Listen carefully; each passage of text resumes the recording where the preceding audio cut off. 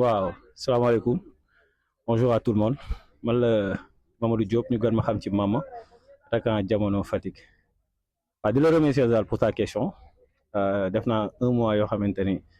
j'ai rare les compétitions pour cause blessure parce que dama gaañu woon ci genou également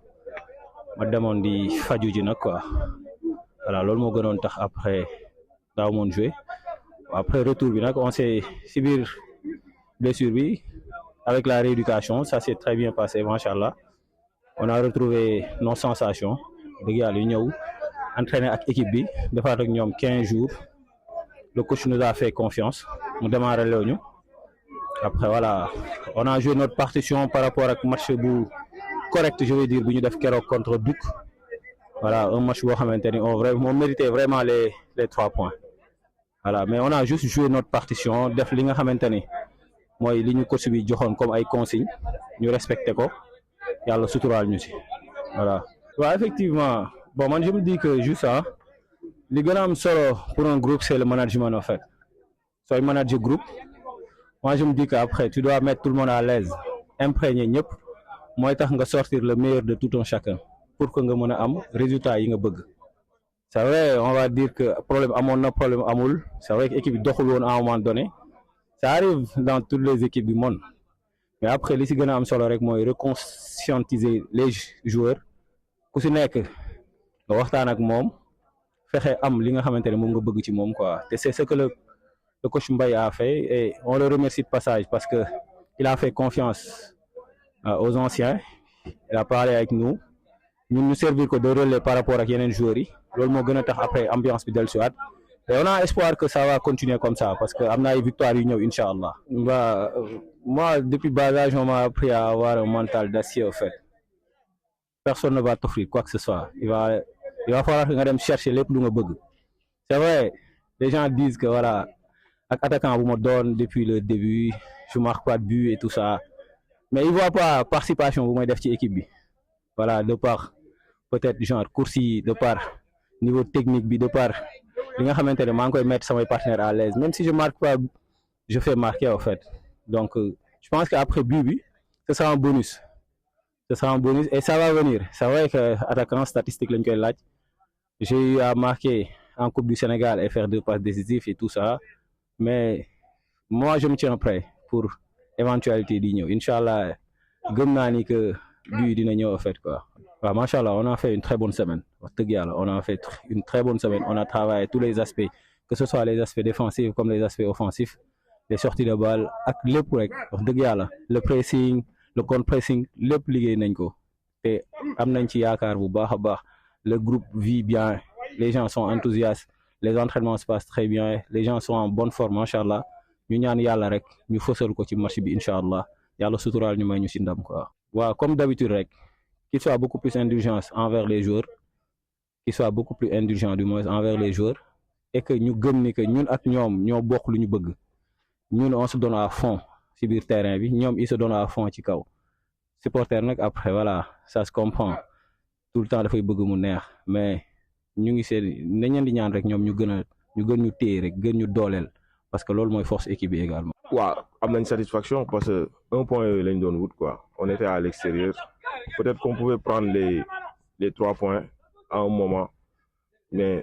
un point yooyu moo ne woon objectif match bi en réalité te jël nañ ko waaw donc on est satisfait quoi. waaw xam nga championnat ay moment fort la ak ay moment faible peut-être à un moment dañoo nekkoon dafa tombé woon ak suñu temps faible donc il fallait le gérer donc on a su le gérer donc là l'équipe commence à revenir donc dañuy am bon espoir quoi. Bon on s'est préparé correctement waaw on a mis tous les atouts de notre côté pour vraiment entamer match bi correctement et puis am fa 3 points puisqu'on est à domicile et puis qu'on a besoin des 3 points pour recoller au peloton donc di wax supporters yi di leen wax ñi defaat mobilisation rek ñëw waaw ba tey mathématiquement ba tey championnat pertaguñ ko quoi donc si on gagne on sera dans les 30-31 points donc on peut recoller au peloton quoi. waaw ça va hein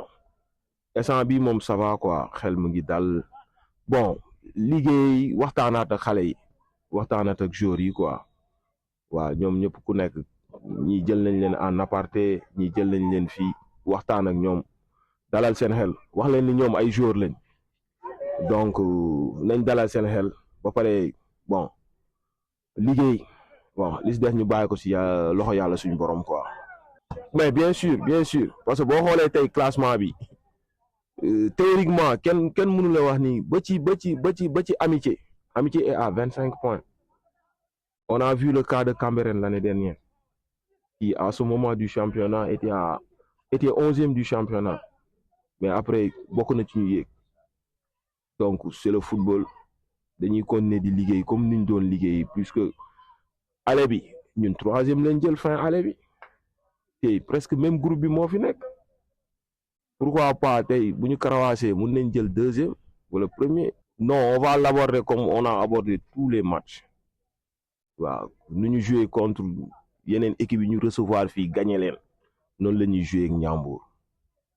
waaw dañuy ñëw pour 3 points. waaw di jaajëfalaat ñëpp rek waaw di leen wax ni ñu ngi gis soutien bi te ñu ngi leen wax ñu yokk ko waaw on va dañuy jouer championnat ba dernière minute Inch'Allah on a bon espoir. Bonjour, je me nomme Papa Motako Diallo, je viens de Lazac Niambour, je suis à Diamono Fatick. Oui, si la confiance est là mais damay essayer de ressaisir parce que xam yombul nekk championnat bi gëj a jouer ak championnat bi rythme bi physiquement soo gëjee jouer soo ñëwee rek da ngay xam ni carrément yow gëj nga ci terrain bi mais gëm nañ ni fur et à mesure suñu gënee may temps de jeu bu doy ñu gën a am confiance incha allah daan delloo buum fi mu nekkoon waaw incha allah waaw man moom daanaka bi ma fi ñëwee ba léegi man match boobu su ma ko doon noté lay may gars yi dinaa leen may presque note 18 wala 19 waaw du ma ne 20 parce que victoire ñoon mais def nañ match bi am te ni peut-être récompense bi moo doon ñu am victoire si match parce que match bu mel noonu physiquement discipline tactique bi ak tout vraiment match boobu moom c'était une match de haut niveau et aussi on l'a travaillé dans la semaine du match ici. C'est pour ça que ça a été facile. waaw fii moom y a du sérieux engagement bi te gars yi ils travaillent ba pare joueurs yi ils ont envie yóbbu équipe bi même prétendre prendre le titre pourquoi pas le titre du première place sur la Ligue 2 et monter l'équipe à Ligue 1. lu mu lay def quelle impression. waaw nostalgie amay nostalgie ndax waaw vraiment fa laa commencé championnat bi ak ñoom te manqué naa fa sama empreinte parce que peu de match yi ma joué foofu bokk naa ba léegi ñi fa ëppale but te xam nga rek lépp c'est un travail ñoom après suñu ñëwee fii nii xam nga nostalgie la xam nga yaakamti naa gisaat leen yaakamti aussi gagné leen parce que c'est sama sag lay doon te xam naa ne incha allah rabi. gars yi daañu ma ko defal incha allah rabi non gars yi nag approché guñ ma fii quoi approché guñ ma pour moi mais même suñu approché wul man loolu sama devoir la incha allah coach bi wala muy yow Zal wala muy keneen damay faire ñëw si yéen ne leen kat Ndiambour nii ak nii la ñuy joué nii ak nii ñooy seen arbre nii ak nii la ñuy def parce que man Ndiambour laa nekkoon mais bokkutuma Ndiambour fii laa bokk jamono Fatick te yaakaar naa ne lu équipe bi mën a def pour gagner incha allah rabi ñun dañ koy def. incha allah rabbi waaw di wax gars yi supporters yi di leen woo ñu gën a jàpp joueurs yi gën a jàpp parce que fii moom wax dëgg yàlla yaa tout gars yi dañuy liggéey di woo ñëpp rek après ñu ñëw si match bi incha allah te xam nañ ne incha allah on va le faire daañ on va gagner incha allah